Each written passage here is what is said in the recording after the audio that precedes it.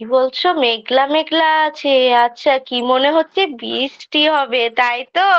আচ্ছা, এবার আমাকে বলো তো, মেঘ থেকে তো বৃষ্টি হয়, বৃষ্টির সময় কি হয়, কি কি হয় মেঘ করলে? হ্যাঁ, ঠিক বলেছো, ঝড়ো হাওয়া দেয়, তারপরে আবার বৃষ্টিও পড়ে। আর আচ্ছা বলো তো, বৃষ্টি পড়লে আমাদের কি খেতে ইচ্ছে করে? ধরো অনেক দিন ধরে বৃষ্টি হয়ে যাচ্ছে, তাহলে আমরা কি খেতে ভালোবাসি? হ্যাঁ, ঠিক বলেছো, খিচুড়ি, তাই তো? ও, তোমাদের খিচুড়ি খেতে ভালো লাগে? আর কি, ও ডিম ভাজা, বাহ! আমারও খুব ভালো লাগে। জানো তো, এই যে বর্ষার দিন বৃষ্টি হচ্ছে, সেটাকে আমরা কি বলি? অনেক দিন বৃষ্টি, বর্ষা লেগে গেছে, তাই তো? তাই বলি না? হ্যাঁ। আচ্ছা, এই বর্ষা কোটা কোন সময় হয় বলো তো, কোন ঋতুতে? ঠিক বলেছো, বর্ষা ঋতুতে। তাহলে চলো, এই বর্ষার দিন নিয়ে আমাদের একটি কবিতা আছে পাঠ্য বিষয়ে। কার লেখা জানো? অন্নদা শঙ্কর রায়। কি বলছে আমি বলি, তারপর তোমরা আমার সঙ্গে সঙ্গে বলবে। শন বাবু, একটু চুপ। শন শন হাওয়া বয়, এই আসে বৃষ্টি, দরজা জানালা খোলা, ভেসে যায় সৃষ্টি। কি আছে, ছিষ্টি। আচ্ছা বলো তো, এই যে মেঘ করলে কেমন ভাবে হয় জানো তো? কি বলছেন? শন শন করে হাওয়া বয় না, খুব জোরে হাওয়া দিলে শনশন না হয়, সেই রকম শনশন করে হাওয়া বইছে। আর কি হচ্ছে? বৃষ্টি হচ্ছে। আর বৃষ্টি যখন জলের এই ধারে ঝাপটা থাকে, তখন আমরা কি জানালা খুলে দিই। জানালা খোলা থাকলে কি হয়? বৃষ্টিতে ঘরের জিনিসগুলো ভিজে যায়। তাই বলছে, দরজা জানালা খোলা, ভেসে যায় সৃষ্টি। আহ তারপর রোদ ওঠে, সে কি মিষ্টি। হচ্ছে এই যে বৃষ্টি হয়ে গেল, তারপরে দেখবে রোদ উঠবে, রোদ উঠলে খুব সুন্দর লাগে না আকাশটা? তাই কবি কি বলছেন, তারপরে রোদ ওঠে, আহা সেটা খুব সুন্দর লাগে।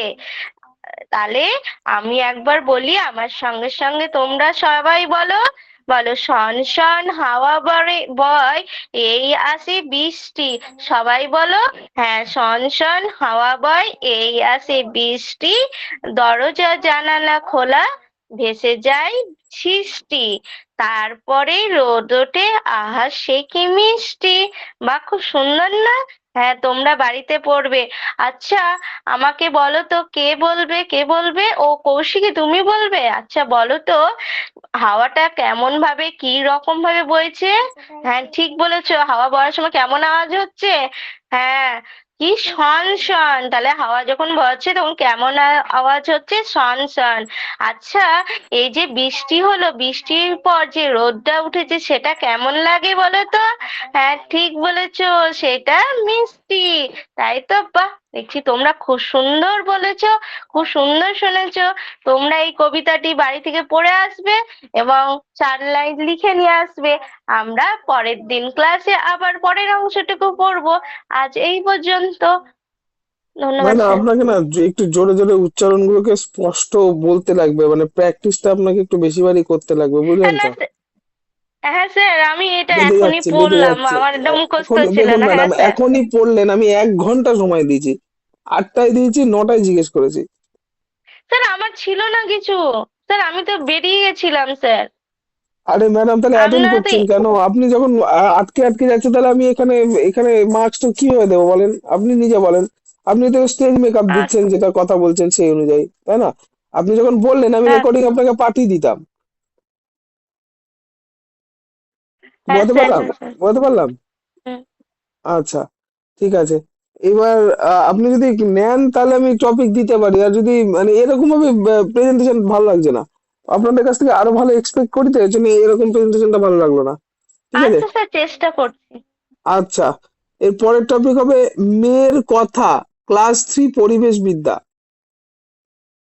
আচ্ছা, আপনি এবার কি অসুবিধাগুলো বলেন তো আপনার হচ্ছে? পেতে গিয়েটা। মেঘের কথা। আচ্ছা মেঘের কথা, ক্লাস 3 ডেমো টিচিং। এইটা আপনার করতে কি কি অসুবিধা একটু শুনি তো, বলেন।